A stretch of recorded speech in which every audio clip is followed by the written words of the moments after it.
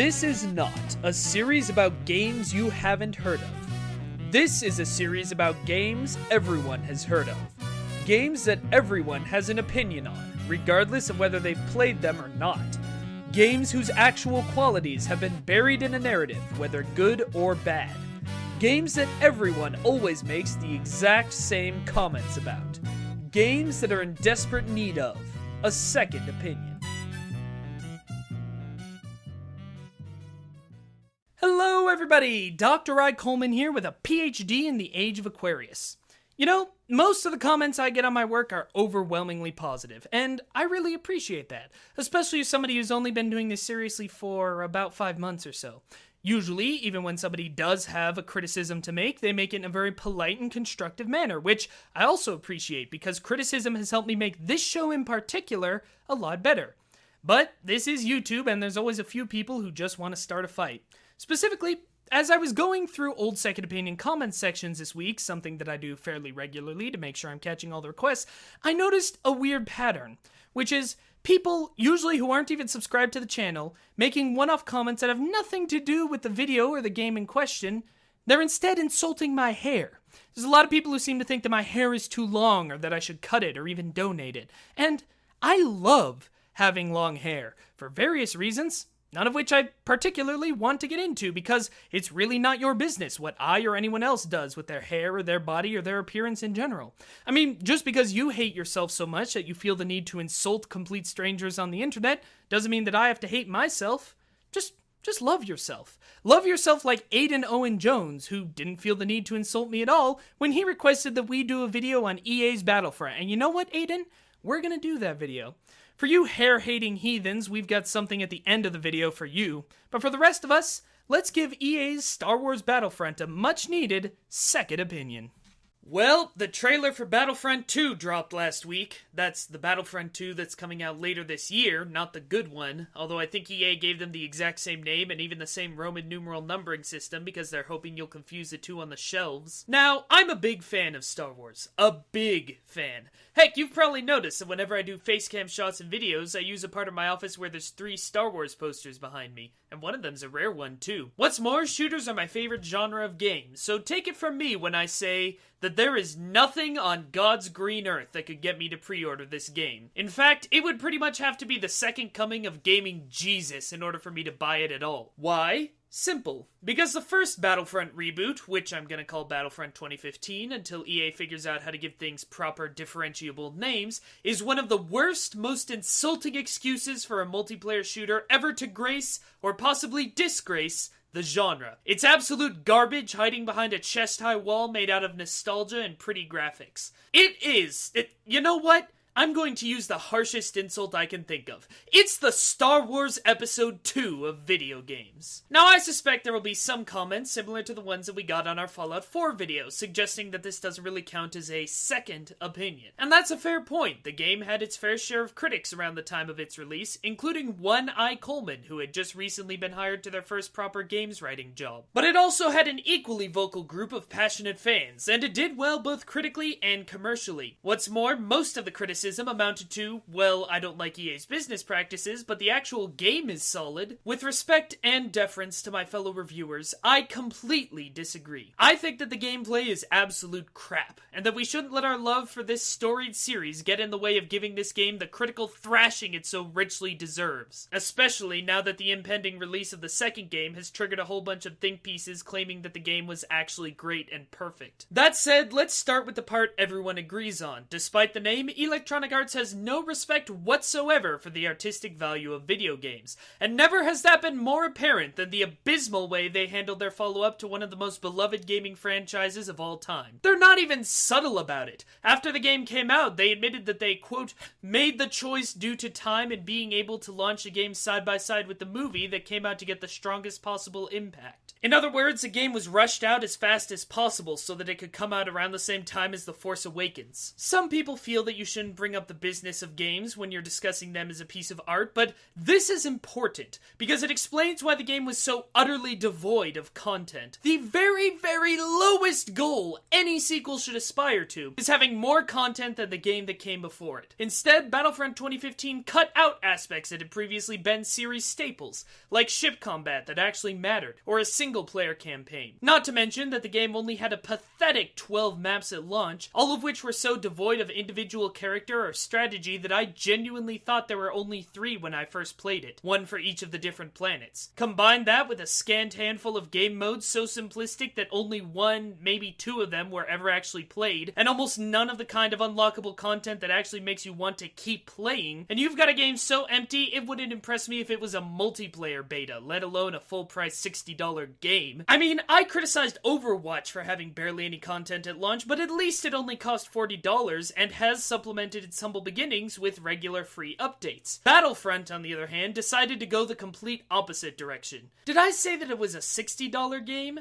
I meant to say that it was a $110 game, because the season pass that turned the world's most expensive demo into something that might be considered an actual finished product cost an extra $50 on top of the purchase price. A season pass which, by the way, ended up including a whole 3 pieces of DLC. Even if you somehow liked the gameplay, you should feel absolutely insulted that EA would charge so much for so little, knowing that they could get away with it because people will pay for anything bearing the Star Wars name. And you should be deeply critical of anything they say about Battlefront 2, because they have proven that they have absolutely no respect for their audience, either as players or as consumers. The fact that they promised a revival of a classic series and presented a stripped-down, bare-bones imitation for over $100 should make you absolutely livid. As for the game itself, well, it does one thing really well. Aesthetically, it captures the feeling of Star Wars brilliantly. DICE has an amazing art and sound design team, and this really is them at their best. The first time you boot up Battlefront, there's something really special about fighting AT-ATs as a ground trooper at the Battle of Hoth, charging into battle as TIE fighters scream past you overhead, or encountering the awesome might of Darth Vader in the style of everyone's favorite scene from Rogue One. The game is gorgeous and faithful to the source material in a way that's absolutely jaw-dropping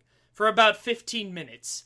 Then you begin to notice how shallow everything actually is. In shooters, strategy is generally based on 2 things: technical skill and teamwork.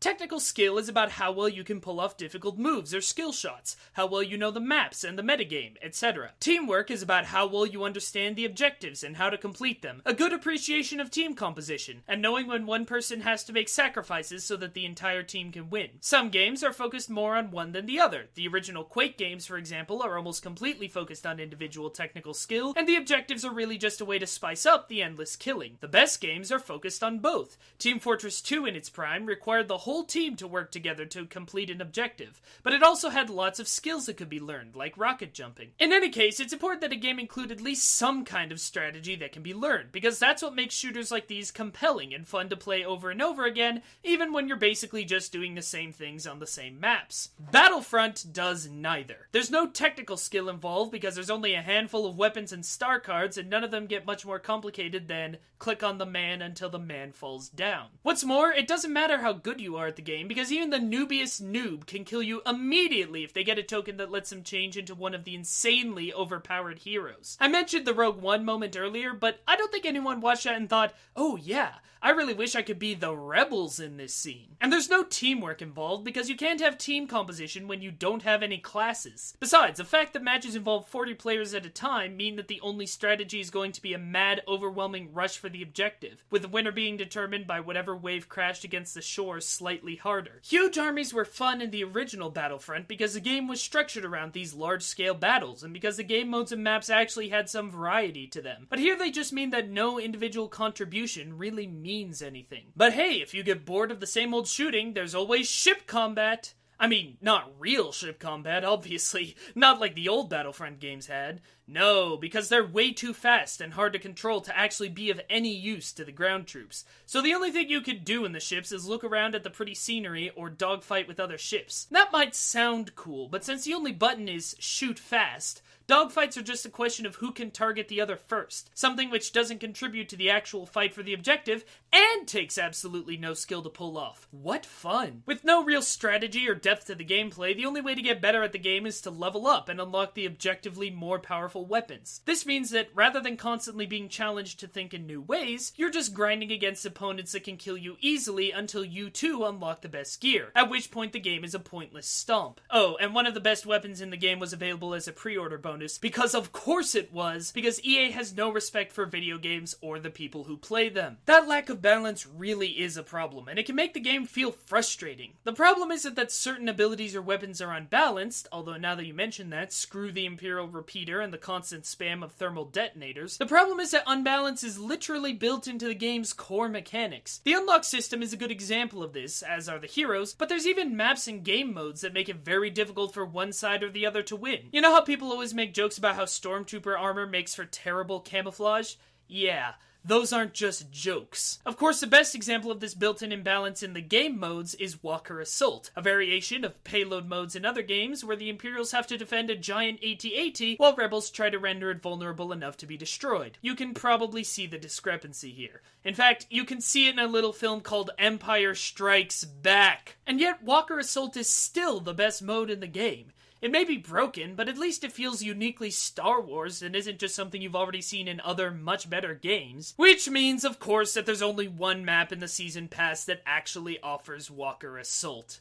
Damn it, Battlefront, can't you do anything right? I suppose we should talk about that DLC. Yes, they do add more content and give the game a little extra depth. And yes, the newest Rogue One base expansion does even add some more Walker Assault maps before anyone gets hissy in the comments. The maps are pretty, of course, just like the rest of the game, but they don't change how fundamentally shallow the gameplay is. And the new game modes share many of the same problems as the old. They're either boring and pointless, like anything other than Walker Assault and Supremacy in the base game, or they're completely unbalanced, or both. We'll run through these real quick. Turning Point. It's fine, mainly because it's just a fancy name for Battlefield's Rush mode. Single player skirmish. Get out of here. Battle Station. A cool idea in theory, but it just ends up being a disjointed combination of the ship mode nobody liked, the deathmatch mode that was just okay, and a new mode where the rebels have to protect players who are randomly selected to make the Death Star trench run, which is just as bad as it sounds. Maybe worse, since it's really difficult to keep track of the trench runner's location. Sabotage. It's fine, mainly because it's just a fancy name for capture points. Extraction! This is fun if you're the Empire and you like shooting galleries, because it's practically impossible for the rebels to make any kind of forward momentum. Man, the unbalanced game modes are always weighted towards the Empire, huh? I wonder if EA felt some kind of kinship towards the individuality-hating, greed-fueled ideology of the Sith. I know that some people were still able to get some enjoyment out of Battlefront 2015, and I guess I get it. Statistically speaking, almost everyone loves Star Wars, and you'd be hard-pressed to find a more faithful or beautiful video game recreation of that world. And while the game has absolutely no longevity, its fast-paced gameplay can be kind of fun if you're just looking for some once-in-a-while mindless entertainment. That is, assuming there's people actually playing the mode you like, and assuming you don't just get one-shotted by somebody 40 levels above you. But none of that makes it a good game. The gameplay is still incredibly shallow and horribly unbalanced. The amount of content on offer, even if you bought all the DLC, is pathetic. The business practices surrounding the game are absolutely disgusting. And even if you enjoy Battlefront, there is nothing that it does well that hasn't been done better in other games, including those bearing the Battlefront name. Sure, it's pretty, but prettiness only lasts so long. Whenever somebody makes the argument that a game is good because it has nice graphics, I always think back to when I genuinely thought that games were never going to look any better than Doom 3. Battlefront is already starting to show its age. Don't believe me? Take a look at Luke here. I have no time for anyone who's now trying to claim that Battlefront 2015 wasn't that bad just because they're excited for Battlefront 2. Even if the new game does turn out to be good, the original deserves to go down in history as one of gaming's biggest disappointments, and one of the worst multiplayer shooters of all time. And that's my professional opinion. At least the servers actually worked at launch. That's more than most EA games can manage. Alright. Yeah. We all having a good time? Yeah! Woo! Alright. We got one last one for you tonight. And this one goes out to a bunch of hateful internet commenters who think I give a crap about their opinion. Woo! She asks me why I'm a hairy guy. I'm hairy noon and night. Hair that's a fright. I'm hairy high and low. Don't ask me why, don't know. It's not for lack of bread, like the Grateful Dead, darling. Give me a head with hair. Thanks for watching this episode of Second Opinion, and thanks again to Aidan for suggesting it. If you have a game you think needs a second opinion, be sure to let me know in the comments, and there's a good chance your idea will be covered on the show, just like Aidan's was. New episodes go up every Friday night. If you want to see more work from me and the rest of the talented Hey Poor Player team, be sure to subscribe, follow us on Twitter, or check out HeyPoorPlayer.com, where I do a lot of reviews. If you know someone you think would like the show, please tweet about it, or share it on Facebook, or just spread the word. Every extra view proves the show is viable, and ensures that I can make more episodes. Until then, stay professional, stay opinionated. And as for birds, there ain't no words for the beauty, the splendor, the wonder of my hair. Flow it, show it, long as God can grow in my hair. I want it long, straight, curling, fuzzy, snaggy, shaggy, ratty, matty, oily, greasy, fleecy, shining, gleaming, streaming, flaxing, waxing, knotted, polka dotted.